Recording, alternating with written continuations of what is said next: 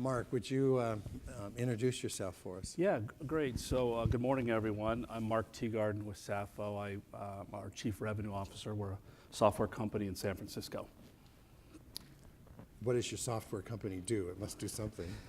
Yeah, well, some days it does. When it works, I'm kidding. We provide a modern portal experience, right? So we kind of take a different approach to sort of this notion of the future of work. And we'll probably get into this in a little more detail, but we believe in sort of event-driven push technology to bring work packets, if you will, to people where they work. So it's sort of taking the consumer model and flipping it around on its head and providing it in the enterprise. So you introduce yourself as a revenue officer. Didn't you talk about the life experience of their customers as like a digital officer, if I may take that liberty? Sure. But the title of this thing was The Digital Workplace, The Truth We Hide From. I love that. Yeah. When that was what was talked about, having this fireside chat over. Are we hiding from things in this digital world? Yes. I think the interesting question is who's doing the hiding. Right. Frequently, IT is accused of doing the hiding. But in this case, I think you're stopping back and asking it. But it sounds scary. What do you think? What do you think we're hiding from? Well, I think we see this a lot. We talk to a lot of executives all around the world, in the States and here in Canada. I think the realization, and people are afraid to say this until you get them in a smaller group, one-on-one, they'll admit to it. But our employees really don't like using the applications that we provide them. Duh. We've studied it anecdotally. We've studied it through Accenture and other organizations. And the data that comes back says, 75% of the people say, look, when I have to log into 3 separate systems to accomplish a task, it slows me down significantly. And I'll delay it, or I'll do a workaround. I'll find somebody else to get me the data to accomplish this sort of task. How many people in this room have had their business customers feel that way about the applications they're performing? I would say half the room, the other half if you aren't telling the truth. I think the reality is this. Again, it's not an indictment on anybody, and we're all guilty of this. I've been in the software business for 30 years. We struggle at Sapho with some of the same problems. So it's not like we're better than everyone else. But over the last several decades, the explosion of software has happened, right? And applications that we provide, whether they're internal legacy applications that you referred to in your discussion, or stuff off the shelf that we buy every day, all the common, Oracle and SAP and ServiceNow and Jira, and just go on down the list, right?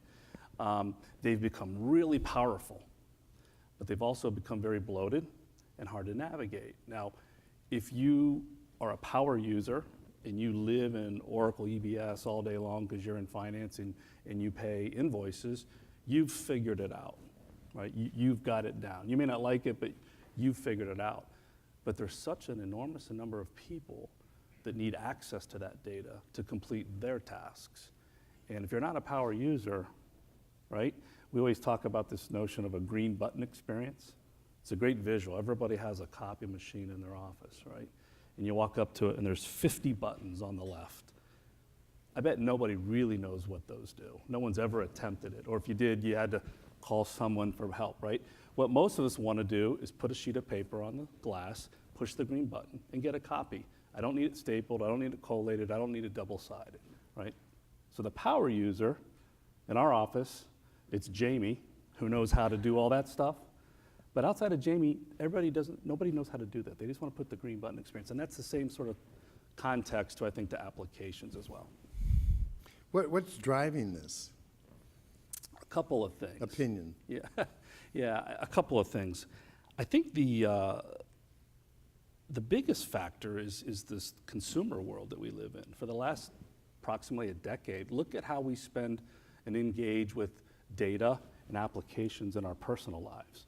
Facebook, Instagram, Snapchat, TripIt. I mean, there's a number of examples. The consumer world has done a really good job of integrating data, personalizing it, and pushing it to you, where you are, right? And that's something that we're all very comfortable with. And what we've seen, especially with millennials coming up in the workforce, they've grown up in that world. That's all they know. So, and I have a millennial, a son, who's a senior in college. He had an internship this summer. And he doesn't really listen to what I do for a living, but it came haunting back to him when he went in for his first day and was onboarded. It was a disaster. The laptop wasn't ready. He had a wrong email account. So they gave him a loaner laptop, right? And he got that. And then he got his real laptop on Wednesday. It had to be reprovisioned because all his passwords, didn't recognize the new laptop. So he had to do it all over again.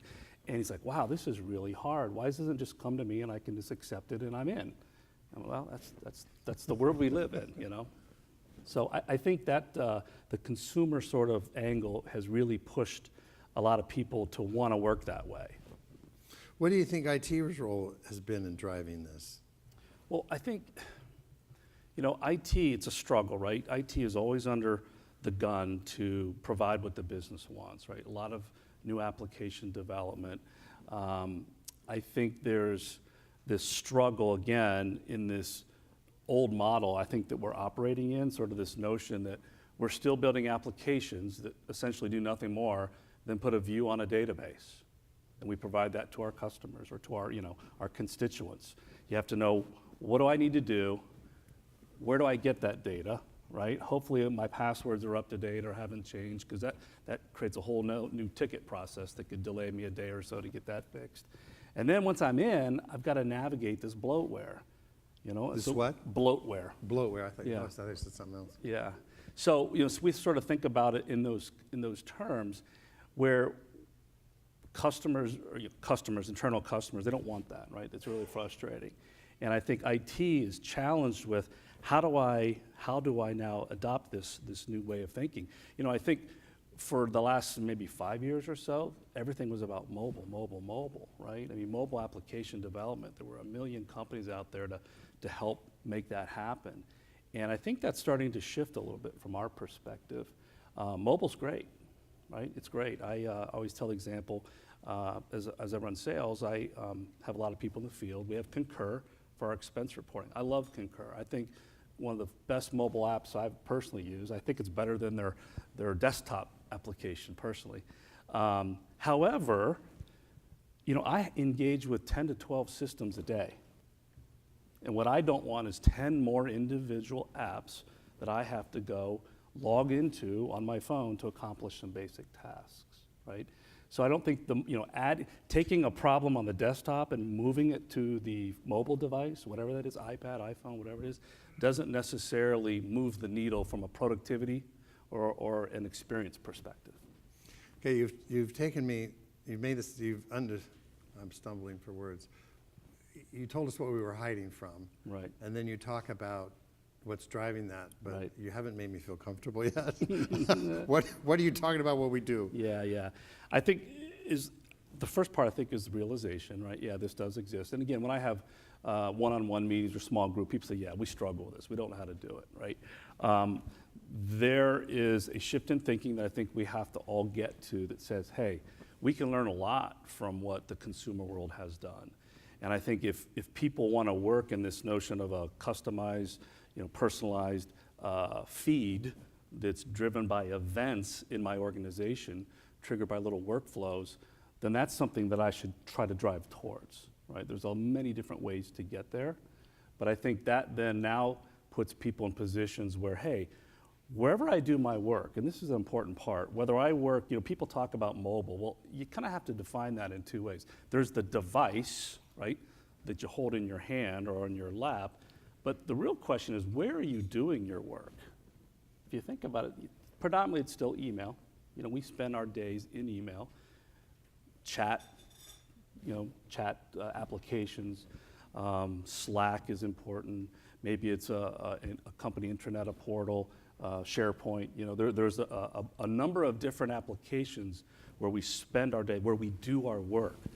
So my belief is, if we could figure out how to harness this notion of a model that says, hey, let's use events to push specific little work packets, or we like to think of them as atomic units of work. Take this big bloated application, break it down into its subsets, the things that it does, expense approval, onboarding, PTO requests, those sorts of things, and push them to where people work.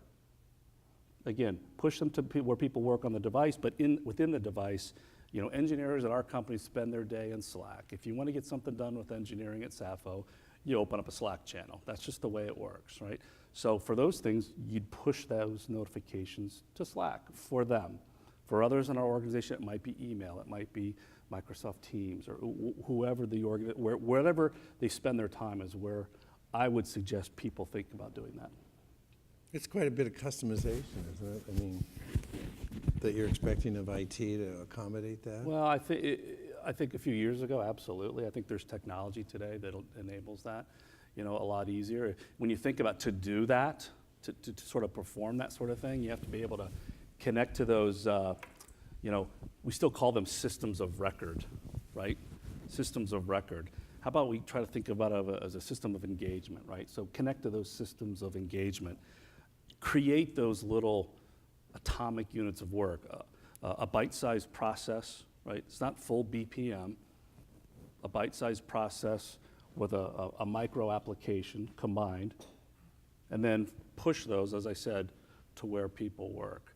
The technology exists today to do that. It really wasn't prevalent 5 years ago. But I just spent a presentation talking about the importance that IT has to play in the integration role. You have these innovations. Yeah. I want to do these bite-sized Yeah. little perspective averages, but then at the same time, they have to be integrated in such a way that they're connected with the appropriate databases, the processes, the applications, the whatever. Do you want to comment on that? I mean, does that counter what I was recommending? No, not at all, not at all. I think it enhances. I think, the one thing that jumped out to me off of the screen was this notion of the legacy applications. We're all strapped with legacy applications, and we don't know how to modernize those and make them easy for people, to use. And I've had conversations. I had one a couple weeks ago with someone said, well, we have 56 systems of record, if you will, systems of engagement, to process payment and expense approvals at our company, 56 alone. And their idea was to rip and replace those 56 and replace them with one sort of holistic system. I said, look, good luck. It's just not going to happen. And again, it's not an indictment or it's just, let's be honest. I've lived in this world for 30 years. I think people that started implementing SAP 20 years ago are still doing it, right? It's not going to work. So People are laughing. Why aren't they laughing? I mean, it's true. That's a true statement. It's a true statement. So the idea of saying, look, all right, go down that path. I mean, who am I to tell you how to run your business? But while you're doing that, over the next 5 years, 10, but let's say 5, you can make productivity and user experience improvements immediately. I was at Northwestern Mutual. We do some work with them. We're just starting.